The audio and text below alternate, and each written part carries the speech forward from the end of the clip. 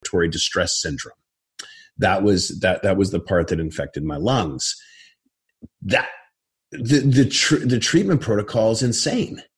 And I remember, I remember being moved out of the ICU.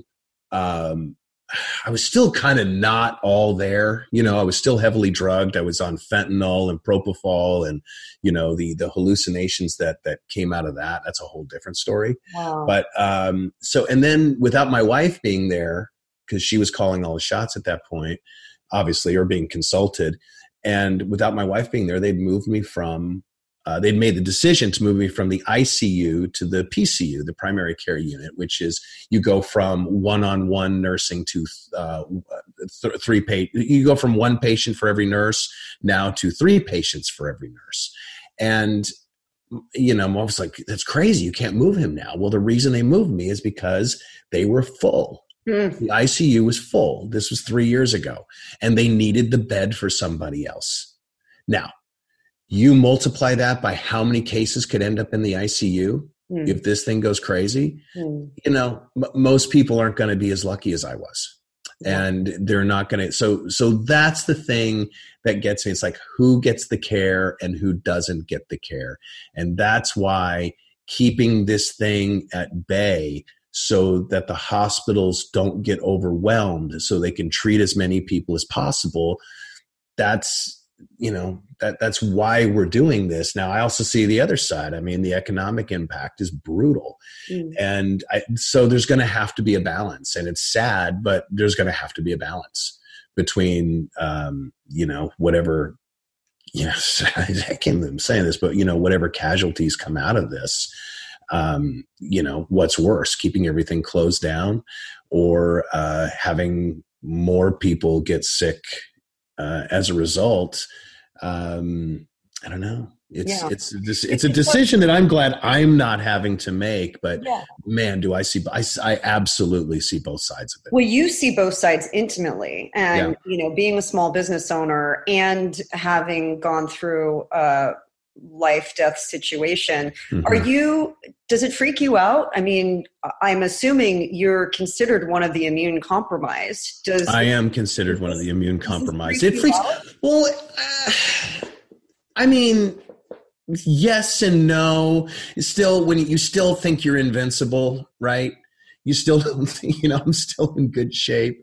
Yeah. I take care of myself. My wife does not let me out of the house. I tried to sneak out to Home Depot to buy a gas canister for our fire pit, but that was kiboshed.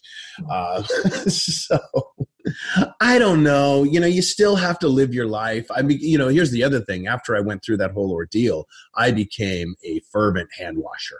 Like, I wash my hands constantly already. Yeah. I don't open doors with my hands, right? I turn doorknob handles. I'll grab my shirt, or I'll grab, like, if I'm in a public restroom, I'll grab a paper towel on the way out. I don't touch door handles. Yeah. That's been 3 years I haven't touched door handles. So, in actuality, I haven't, she's knock on wood, I've not gotten sick since then. Maybe you kind of learn those practices just from having gone through. Yeah. I mean, I think I've had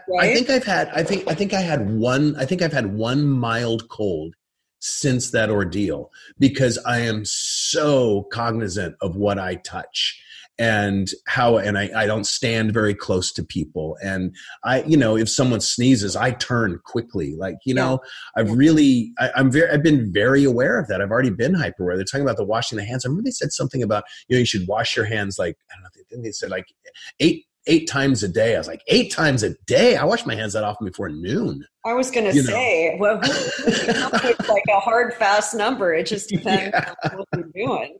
Yeah, right. We're learning all these, and by the way, it's not like this is the first pandemic we've lived through in the last decade. I mean, we've seen several, maybe not of this magnitude, but every time I remember H1N1, SARS, all of those where, hand sanitizers were flying off the shelf and people were going through.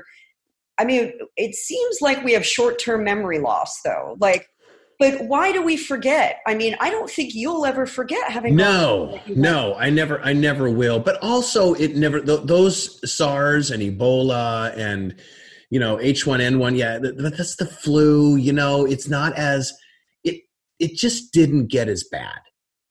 Obviously it didn't get as bad because it's not. Those were not as contagious as this is. This is really contagious. Mm-hmm. And not to get out of my wheelhouse because I don't know enough about it, but there's a lot of talk about herd immunity. It's not happening with this for a while. Well, they're already talking about how it's mutating. And I think, ultimately, having been through what you've been through and being a cancer survivor on top of that, I'm sure you're acutely aware of what the risks are. Besides washing your hands, are there any practices that you and your wife take to help bolster your immunity, whether it's food or supplements or anything like that? Yeah, I just take general supplements, take a multivitamin and some extra vitamin C and this wellness formula that it's, I don't know, it's just something we get at Fraser Farms. That's got echinacea and zinc and things like that. Take one of those a day. Yeah, nothing crazy. Fish oil, vitamin D. How do you eat? Food? Yeah. How do we eat? We eat fairly healthy. In fact, I guess there's the pro and con of this whole thing is that we haven't eaten out at all. We've done zero takeout, which I feel bad, but we've just made a decision that since I'm maybe more at risk than other people, we've done nothing but home cooked meals. My wife made chilaquiles this morning for breakfast, which are awesome. Nice. We've been ordering fresh vegetables, farmer's market, just delivered in a box at the front door.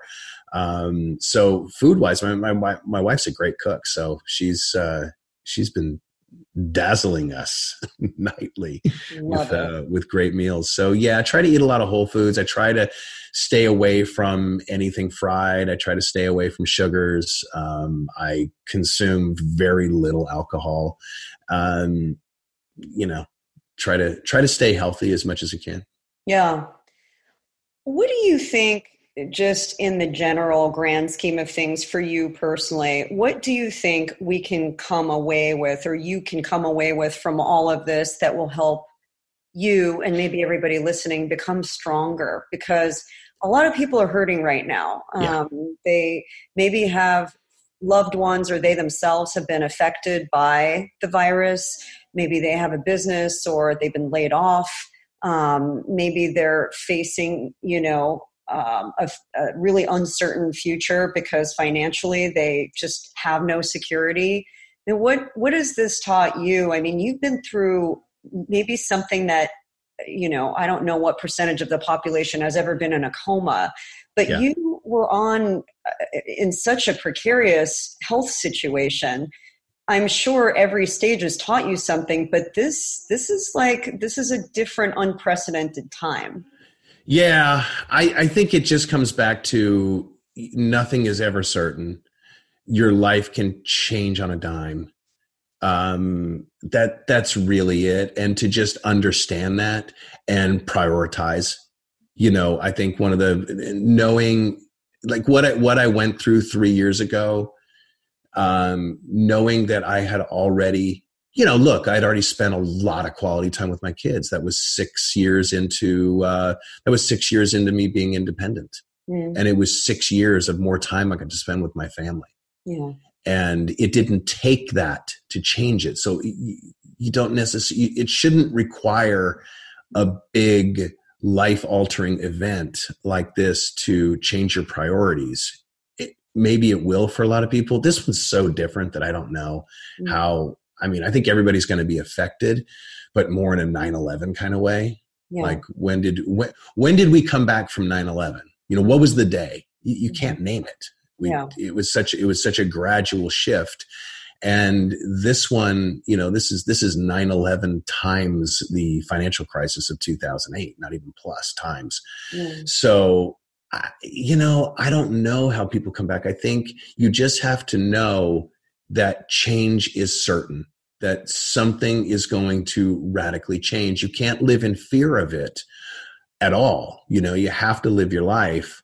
So you can't be afraid of the change. But I think you just have to live your life as if you're not going to. It's just like, you go out, you assume everybody has everybody's infected with the virus. Everyone you see, like that's how you should act. You should act like, oh, you just assume everyone has the virus, so stay away, wash your hands, watch what you do. I think, understand that there is no guarantee of how long you're going to be here, and make decisions based on that as it relates to, being with the people you care about and making time for them, and don't lose that. Yeah. I think you should write a memoir. I love writing. I think you should write, because I think your unique situation of what you've overcome is so inspiring, and I hope you continue to share your story. As we come to the end of our time together, I have one important question that I ask all my guests. If you could have just one more meal, that perfect meal that was created by anybody on the planet, alive or not alive, who would make it, and what would it be? Oh my gosh. I know. That is such a heavy question. I think I have to go back to my favorite meal I ever had, which was which my mom made, which was called more casserole, which was just, I don't know. It was nothing special. It's just noodles and ground beef and cheese and stewed tomatoes. And it was my favorite thing. And the reason it was named more casserole when we were kids is because we would just ask for more. So she didn't have a name for it.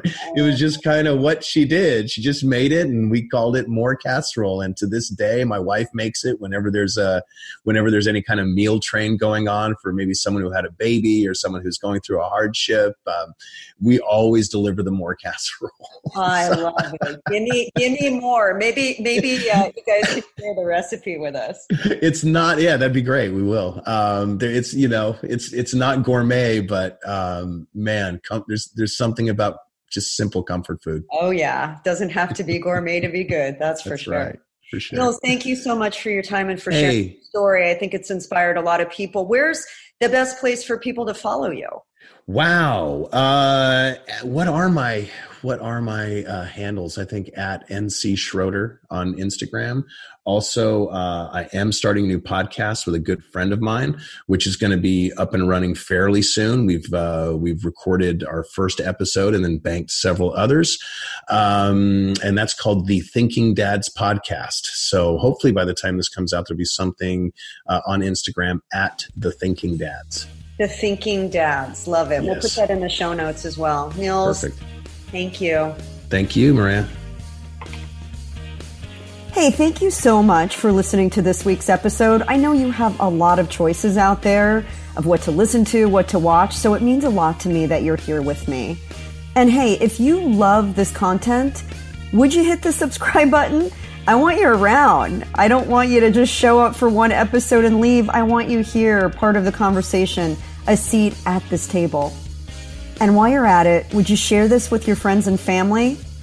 And if you take a screenshot and share it on your social media with a hashtag RFYBL for Recipes for Your Best Life, I'll make sure to personally give you a shout out, and you may just be featured right here on the show.